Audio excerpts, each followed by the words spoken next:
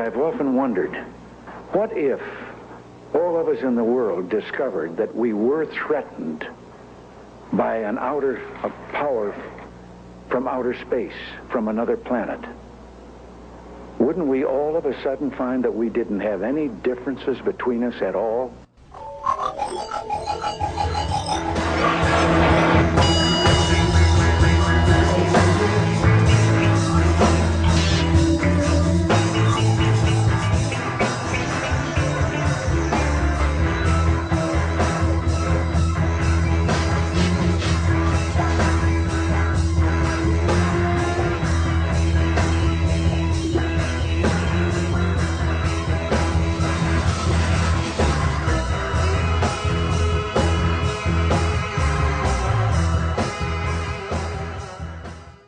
After a 1 year's investigation, I believe that the flying saucers seen by veteran airline and Air Force pilots are objects from another planet.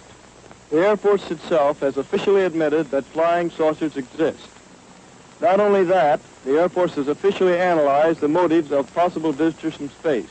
Here is a direct quotation from the official report. Such a civilization might observe that on Earth we now have atomic bombs and are fast developing rockets. In the past history of mankind, they should be alarmed. We should therefore expect at this time above all to behold such visitation.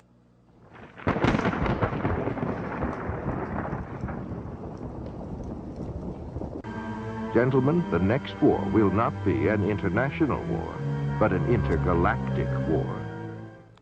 Many of our leaders, whom are also Freemasons, know we are at war with an extraterrestrial race.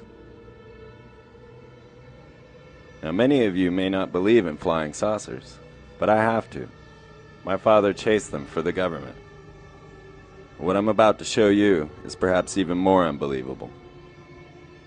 Did you know, for instance, that we have a United States Space Force?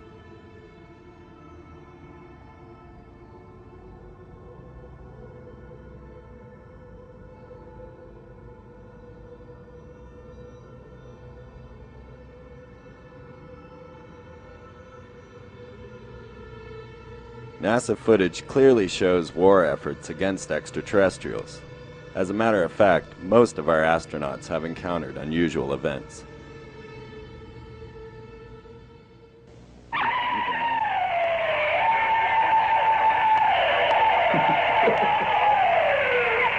This is Apollo Control.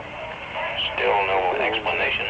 The weird noises emanating from Apollo 11, if indeed it is from Apollo 11. Perhaps we'll all shake out later in the mission as to what these strange noises are.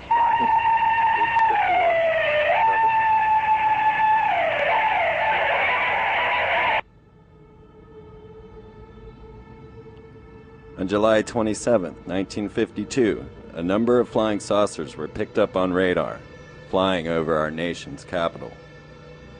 A mere 3 weeks later, America established what was known as the National Security Agency, sometimes known as No Such Agency. It's the world's largest intelligence gathering community. They are credited with creating the internet and electromagnetic tape.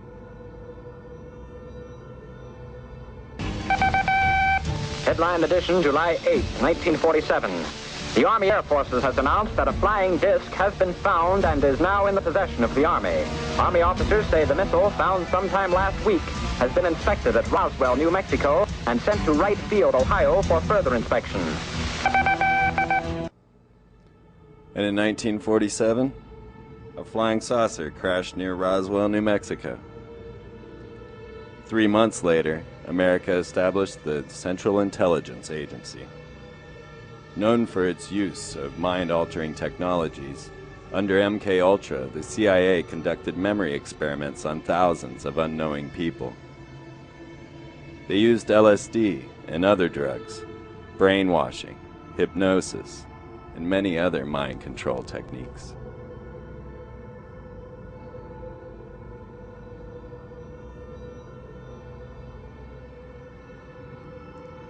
The CIA was established in a building known as the Tomb at Yale University.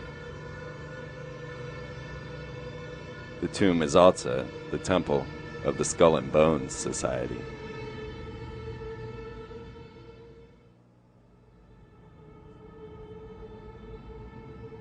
Our president, who is also a member of the Skull and Bones, left on June of 2002 to announce to the world that we will have a missile defensive shield, whether you like it or not.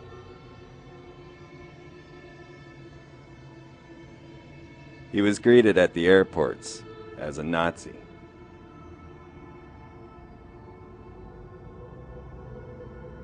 And a killer.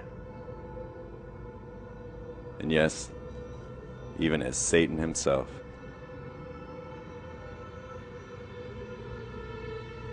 But the deal was done. America officially backed out of the Strategic Arms Limitation Treaty and now has what can only be termed a force field over the country. But so do the Soviets, the Chinese, and a number of other countries as well. It was decided the control of the missile defensive shield would go to Cheyenne Mountain, Colorado Springs. This is where NORAD and Space Command are also stationed. So what is a missile defensive shield? Haarp has been presented to the public as a program of scientific and academic research. U.S. documents, however, seem to suggest Haarp's main objective is to exploit the ionosphere for the Department of Defense. Haarp stands for the High Frequency Active Auroral Research Program. It is based in Gakona, Alaska. It is jointly managed by the U.S. Air Force and the U.S. Navy. It is part of a new generation of sophisticated weaponry under the U.S. Strategic Defense Initiative, otherwise known as Star Wars. Operated by the Air Force Research Laboratory Space Vehicles Directorate, Haarp constitutes a system of powerful antennas capable of creating controlled local modifications of the ionosphere, which can disrupt human mental processes, jam all global communications, change weather patterns over large areas, interfere with wildlife migration patterns, negatively affect your health, and unnaturally impact the Earth's upper atmosphere.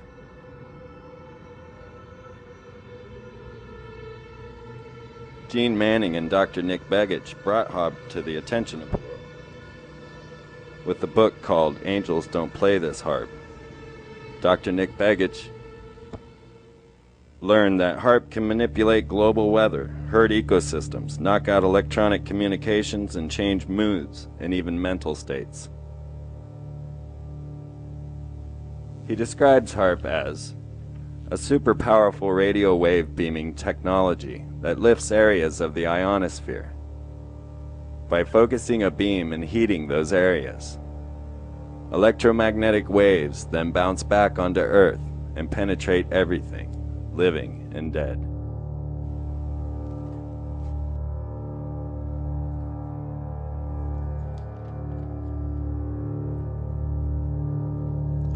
According to Dr. Bernard Eastland's patent, Haarp can cause total disruption of communications over a very large portion of the Earth, disrupting not only land-based communications, but also airborne communications, and sea communications as well.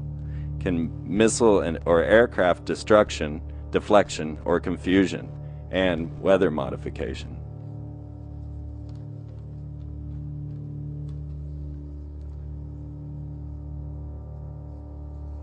Put simply, the apparatus is a reversal of a radio telescope, just transmitting instead of receiving. It will boil the upper atmosphere.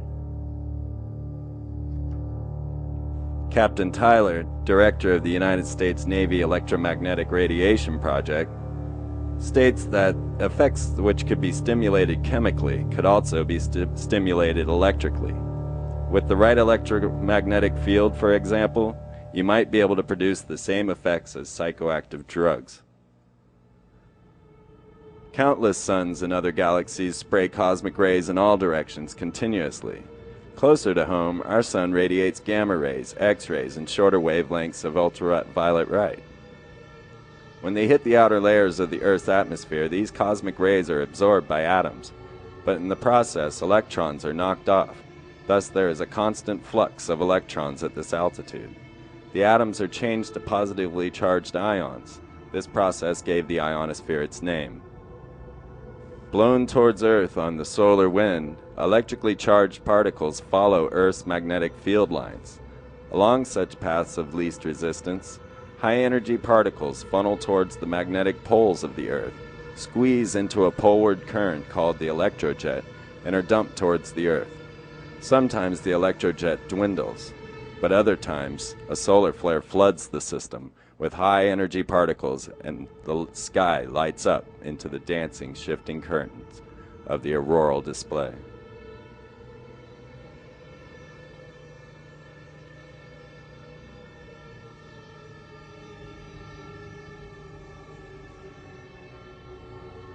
On Friday the 13th, May 2005, we had the largest solar flare on record. When these flares actually strike the Earth, superstorms are formed.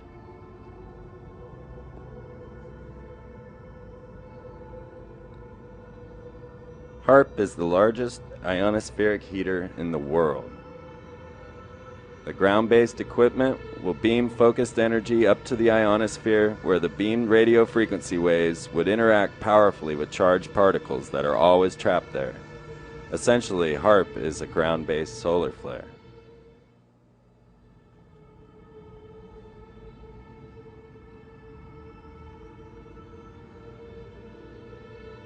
In December 1915, the New York Times reported that the inventor Nikola Tesla had filed patent applications on the essential parts of a machine, possibilities of which test a layman's imagination and promise a parallel of Thor shooting thunderbolts from the sky to punish those who had angered the gods.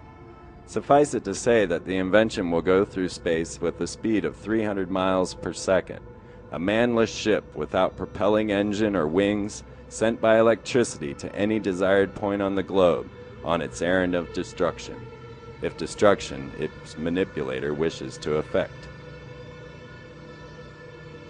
It is not a time, said Dr. Tesla, to go into the details of this thing. It is founded upon a principle that means great things in peace. It can be used for great things in war. But I repeat, this is no time to talk of such things.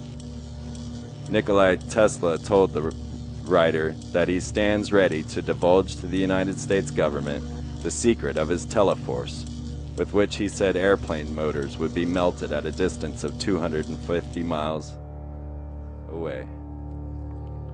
And who remembers when the Soviets launched a giant mirror into space?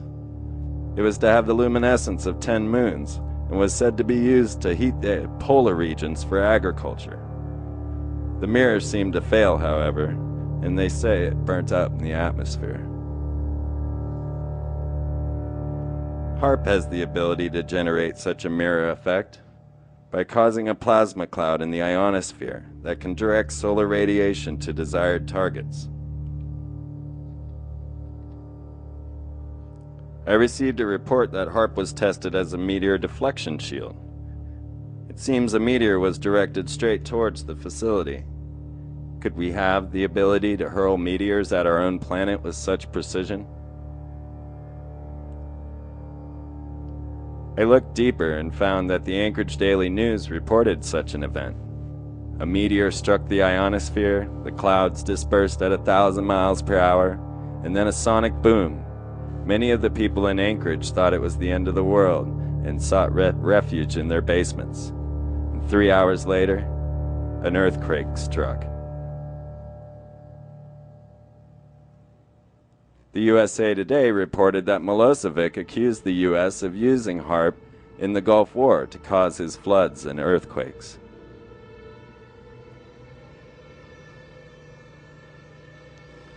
Haarp's extremely low frequency waves penetrate everything and so are useful for submarine communications. Some believe, however, that this is causing the whales to beach themselves.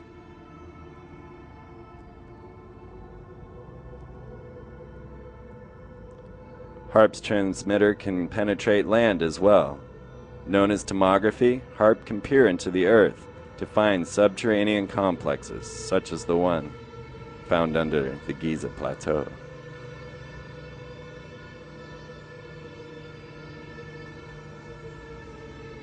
Fox reported that deep down under the Great Pyramid, a subterranean complex was found.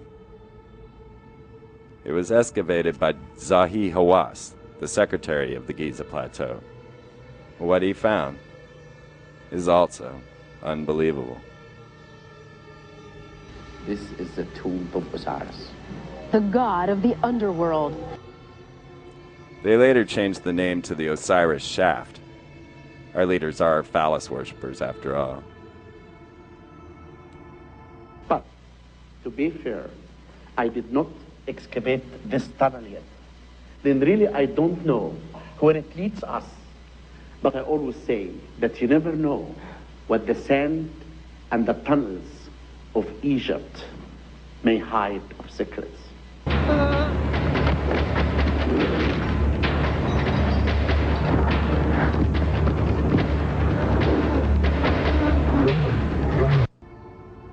Many believe that the Greys are actually subterranean beings, having existed on this planet for tens of thousands of years. History reports them as a worker race brought by the gods to do mining work. They were known as the Anunnaki. Reports have come from Dulce, New Mexico, of a war between these subterranean beings and our military.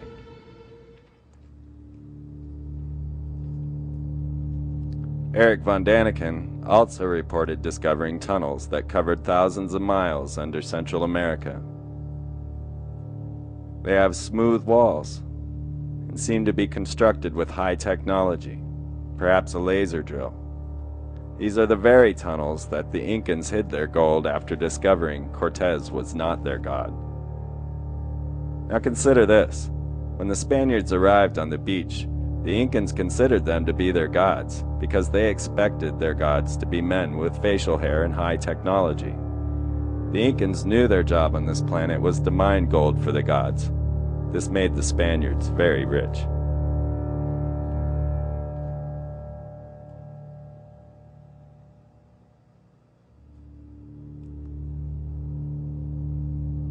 Some ideas about Haarp are not generated from this planet at all. Channeled information from the Pleiades, and direct contact from the Pleiadians themselves tell us that we live in a very special time. They came to tell us that we are at the beginning of a new great year. This is based on the 26,000-year cycle of the precession of the equinox, what we call the astrological cycle. We are now entering what could be termed the Great Day. For 13,000 years we have been asleep in the great night. Now as our solar system turns to face the photon belt radiating from the galactic core, we are coming awake in the age of man, the age of Aquarius, and we will ascend to new dimensions.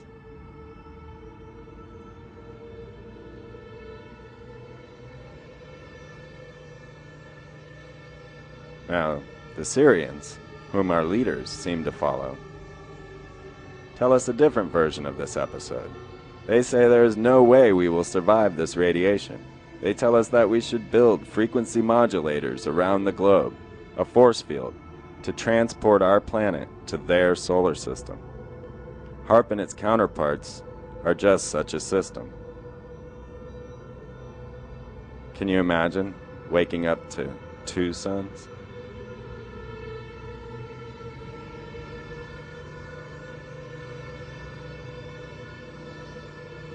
Isaac Bonowitz put occultism under the interdisciplinary microscope in his book Real Magic, dissecting and examining magic in a scientific but flexible way, and reporting it in plain language. This earned him the first degree of Bachelor of Arts with a major in magic from Berkeley, signed by Ronald Reagan, who was governor of California at that time. In the book's section on parapsychology, he explores the scientific principles of human psi powers And on page 69, he states that once we can get over the minor details of building an artificial antenna transmitter, 10 kilometers across, and figure out a translation method, we will be able to build a machine that will be able to read minds and send out thoughts of its own. Once we get to that point, I'm heading for a neutral country or else the UN. I emailed Isaac with a link to the Haarp site, asked him when he was leaving. Further studies done by the military found that we are all psychic. They created a corporation known as SciTech. It's headed by Major Ed Dames.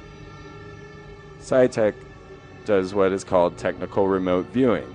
It is a scientifically repeatable problem-solving process done by a person to gain information about a specific target, anywhere in time, past, present, or future.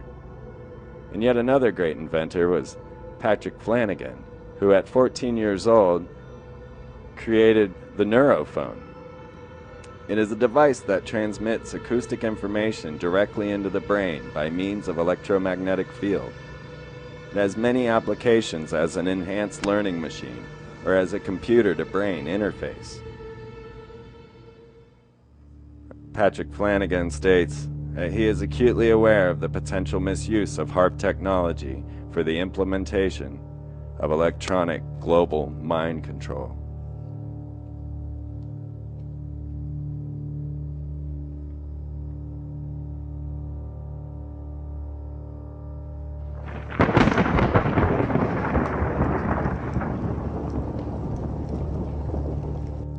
So you see, that once we all have our chip in place, with the use of technology like the neurophone that can transmit sounds to your brain, and holographic technology that can present things that are not there, coupled with a high-powered radio frequency modulators, our leaders can absolutely play God. An emanation of God could step from the clouds, cast a lightning bolt and tornado in your direction, while the booming voice of God commands you to kneel down before your Lord. So if you see these lying signs and wonders, know at least this: we live in amazing times, with amazing possibilities, good and bad. It is up to you to awaken to these possibilities and to use your time here under the sun for the benefit of all. The path we are currently taking leads only to disaster. We must free our minds from this third-dimensional illusion. Thank you for watching the Freeman Perspective.